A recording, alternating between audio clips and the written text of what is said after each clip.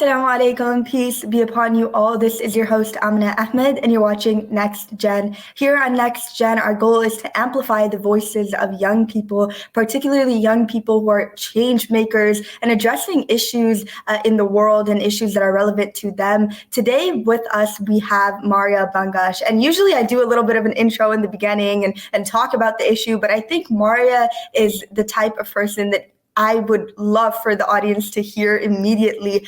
She is so well accomplished. We've had Marya on the show before, about 2 years ago exactly, and we have her here again. We are honored to have you, Marya Bangash, who is the Education and Outreach Coordinator at Smile Canada Support Services. She is a first-year student at York University. Marya is co-chair of the Holland Blue Review Youth Advisor Council and a social media influencer who dedicates her time and energy to disability advocacy. Her work includes spreading advocacy, hosting presentations, workshops, and community conversations with community leaders, universities, hospitals, and various institutions on the importance of culturally responsive, accessible support for racialized children and youth with disability. Marya, you have done so much work in the past 2 years. You know, we haven't really had much of a conversation in the past 2 years. So I am pleased to have you back on the show. Thank you so much, Marya, for being here with us today. Well, thank you so much for having me and thinking of me. It has been a long time. I'm happy to be back. Alhamdulillah. And Marya, congratulations on starting at York. How has that been? I mean, it has changed for you. I know you switched from what you were doing before. Tell us about that, your experience at York.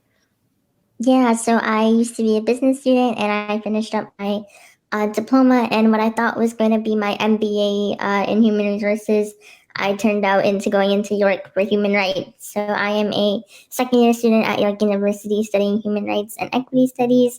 It's been an amazing time in the program so far. This is my first semester back on campus, and I've really been enjoying it. It's really nice to get back into school and have a social life again. It's been so long with COVID as well.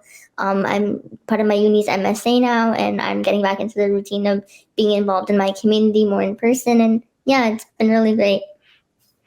Right. And what initiatives, I mean, are you taking part in uni? I know you're involved. I see you everywhere, you know, your face everywhere. What are you doing at university right now? So right now at university, I guess my biggest role is being part of our MSA, our Muslim Student Association. So I am the director of accessibility. So a lot of my role is facilitating and making sure that all events and programs and things that we conduct are accessible, and making sure that my team is well equipped on how to make our spaces more accessible. Little things like if we're planning like a Quran class, like how are we making sure we have Qurans in different font sizes and in different book sizes. I know for me, I cannot hold really heavy books, so something smaller would help me out. Or fun stuff like if we're having a sporting event, how do we make sure that everybody can play those sports? How do we plan so everybody can be included? And I'm making sure that my team keeps these things top of mind, but also as well, what can I bring to my team to bring educational resources and ways that we can implement accessibility in all assets. And Marya, I think when we spoke 2 years ago, there were multiple initiatives and projects, I think even media that you were involved in then. And ever since then, you have been very outspoken about the exploitation that you felt by some of those outlets. Tell us a little bit about that. You know, why did you take a step back from some of the initiatives that you were partaking in? And what has that experience been like? So I did take a bit of a break out of social media and TikTok and all that fun stuff for a while, because I realized I was being put in places where I wasn't particularly welcome, predominantly white spaces, and that wasn't where I wanted to be. I wanted to work in my own community, and initially I struggled a lot to get in my community and be involved in a more Muslim hemisphere. When I was working in mainstream Canadian outlets, I was being exploited and I was forced to hide my identity being Muslim. I wasn't allowed to talk about what that looked like. I wasn't allowed to talk about what it was like to be Pakistani or anything like that. It was just strictly me and my disability.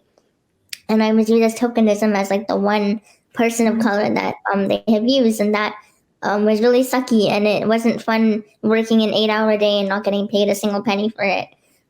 People deserve to be paid for the work that they do, especially activists. It is a labor of love to tell your trauma and tell your story, to the masses. And I deserve to have a roof over my head just as anyone else does, or have food to eat. And I can't get those things done if I'm not getting paid. But this is where Smile kicked in when I started working at Smile. It's been 2 years now, alhamdulillah, and I hope to go even more years than that. Working there has meant that I've been able to talk about my story, talk about my life and what it's like to have a disability, all my intersections, being Pakistani, being Muslim, growing up in an immigrant household. What does that mean for me and what does that look like? And I can use my intersections at the forefront of my work. So when I go and present in big universities here in Toronto, when I go to hospitals and talk to the healthcare team, how do you serve the Muslim families? Even training like the YMCA on how to like handle their children, how to make sure that everyone can play and have fun. I recognized as I got older that using my intersections and these parts of my life are critical in the work that I do, because everyone's experience is so unique. Everyone's story, when you tell it, it is so unique. And you can only tell those unique stories when you have storytellers to tell them. So as much as I did take a step back in a moment to reflect, coming back into this space and owning it as my own and being able to work and share my stories has meant everything. I'm so glad that you've been able to find a space that is accepting of all of your identities and not just kind of focusing in on one and forcing you to kind of speak about only one identity while completely ignoring the rest. You mentioned Smile. What is Smile, Marya?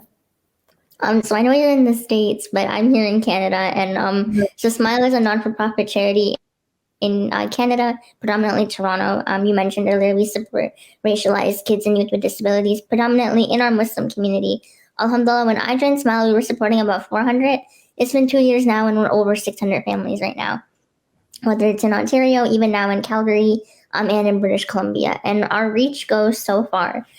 We go for things like we help out with financial aid. So if you need a respite worker, someone to care for your child, if you need to buy some new technology, the desk I'm using today actually Smile covered for me. I was experiencing immense back pain. The last time we spoke, I was sitting in my bed resting up on 2 cushions and my back was killing me. Today, I have this adapted seat and this desk. Smile pitched in to help me get the desk so I would be able to work. That's what accessibility looks like. And they understood that I was rejected for my grant. They came in and they gave it right to me. I had no issues. We do financial stuff. The most important thing is that we provide culturally responsive care. So our families, they might need access to, say, psychotherapy.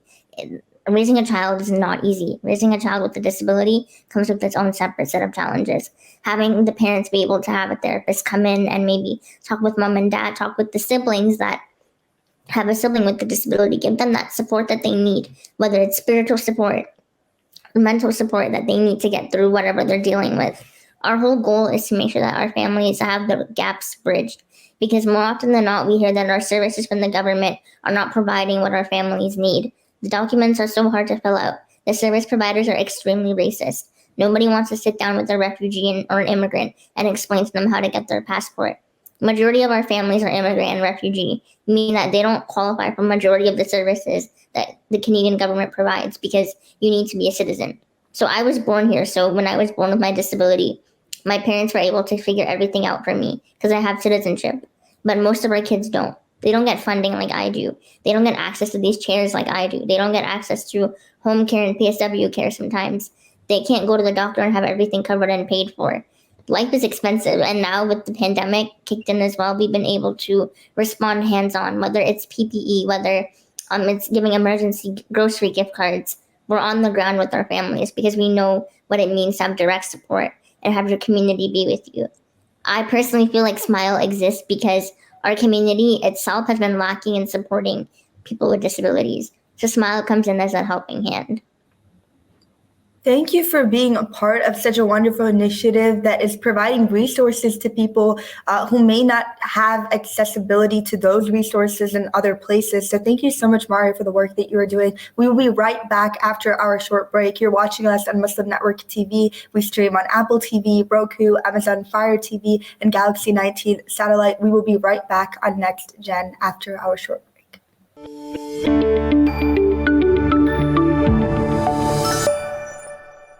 Next Gen. I am here with Marya Bangash, a disability advocate. Marya was speaking to us about her experience with Smile, the organization that she's been employed in for the past 2 years. Now, Marya, I think one of the issues that we have in our community and outside of our community as well is many people viewing disability to be a medical experience only and not a social experience as well. And I feel like because of that kind of notion, there's a lot of lack of resources to people with disability and to their families as well. What do you say to these people who do not view disability to be a social experience? I'd say I think, we view disability as a human experience. So I think a lot of people forget that at some point in your life, you will have a disability, whether it's in your old age, you have cancer, you have any other type of illness. At some point in your life, somebody else will be taking care of you. When you started your life, somebody was taking care of you as a child and as a baby. And then you grow up and you become independent and you forget all about that care.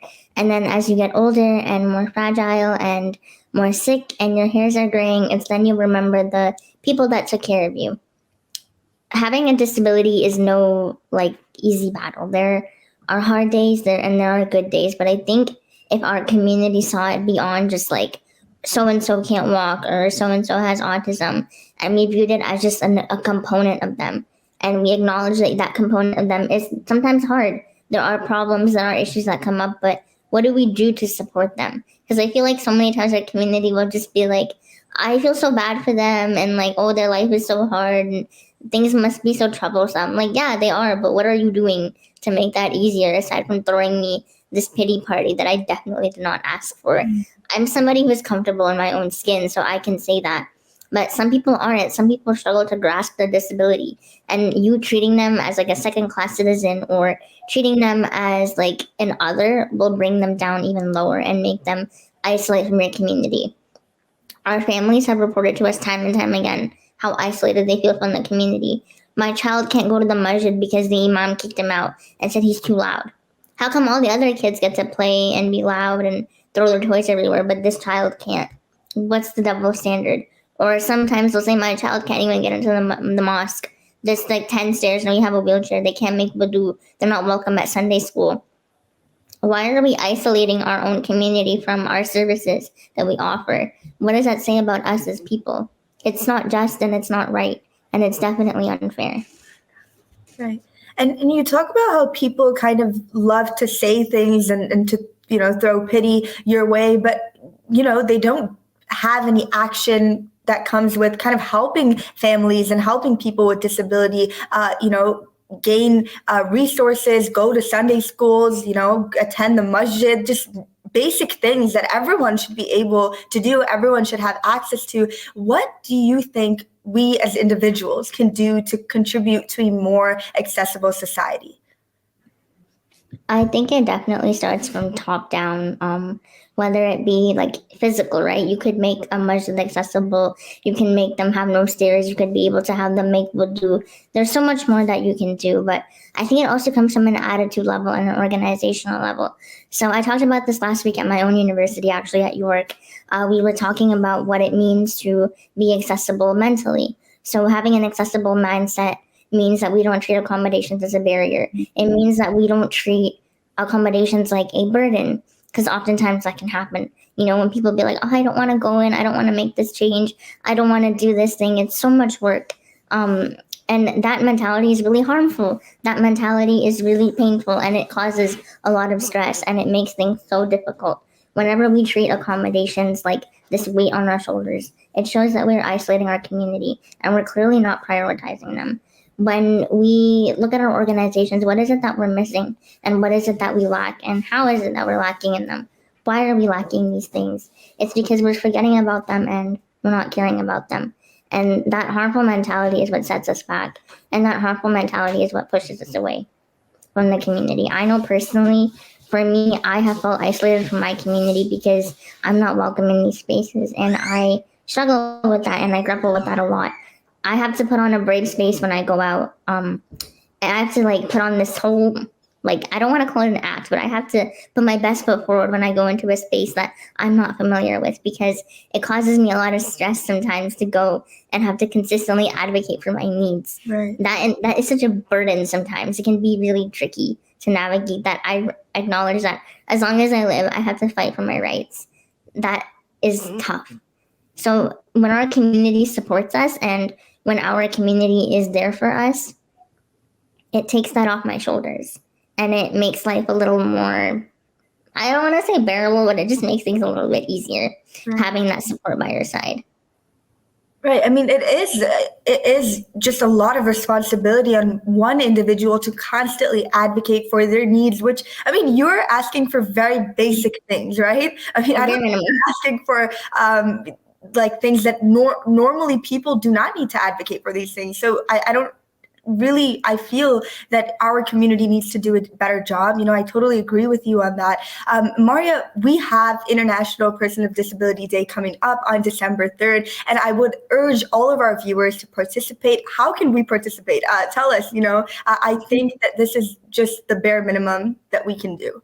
Yeah, I guess on an organizational level, so Smile right now, we have done a bunch of presentations across Ontario. I presented at York University. I presented at University of Toronto. I'm going to be presenting at Waterloo this weekend.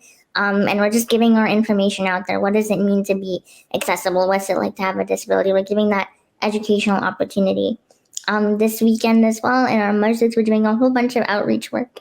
On Juma, we're going to be talking about Smile and putting our name out there. And also we're doing a really cute and fun winter drive for our families. So families can come to our local masjids, and we have a little drive-through center where you could pick up some winter goodies. And I think that's always really fun because winters in Canada are so brutal and they take forever to end. So having a little care package that you can spend the winter with, like whether it be some fuzzy socks or some yummy cake mix to bake during the winter season, it's always really fun. But obviously, when I was talking on my lens of my organization, but as a whole, I think our community needs to do better on the front of holding to the word. I think we have so many like seminars and conversations and talks and like all these different things that we do, but what do we do after the conference is over? What do we do after the day of education is done? Are you actually implementing the things that you're taught in your organization? Are you actually pushing for that like active change? What are you doing as an organization? What are you doing as a leader? When you're on that leadership board, are you remembering accessibility? And maybe it's you go to your local masjid and you say, hey, can we have a khutbah today about disability and how the youth are damaged? Like, I feel like anytime we go to the mosque, it's just the youth getting attacked in the speech. It's never anything new. So what are we doing on a active level? Because I could tell you to go fundraise like $50,000 right now for Smile, but like that's just one thing. People throw money at issues all the time, but they forget that they can participate in helping and changing those issues that are going on. So reflect on what is it you can do as an individual today or tomorrow and even beyond December 3rd, because disability it's not like Halloween where it's one night. Disability exists for the rest of our lives. So from today forward, what do you take from what I've said, or what do you take from what other people have said and shared, and implement that in the days to come so that accessibility is always at the forefront of what we do? Thank you so much, Marya. And truly, it is beyond December 3rd that we all need to get involved in our communities and making our community more accessible. Thank you, Marya, for the work that you are doing. Thank you as well for having me and sharing your platform. I appreciate it. And to all of our viewers, thank you for tuning in to Next Gen. We go live every Wednesday at 7 o'clock p.m. Central Time. You're watching us on Muslim Network TV. We stream on Apple TV, Roku, Amazon Fire TV, and Galaxy 19 satellite. And we will meet again next Wednesday at 7 o'clock p.m. Central Time. Assalamu alaikum.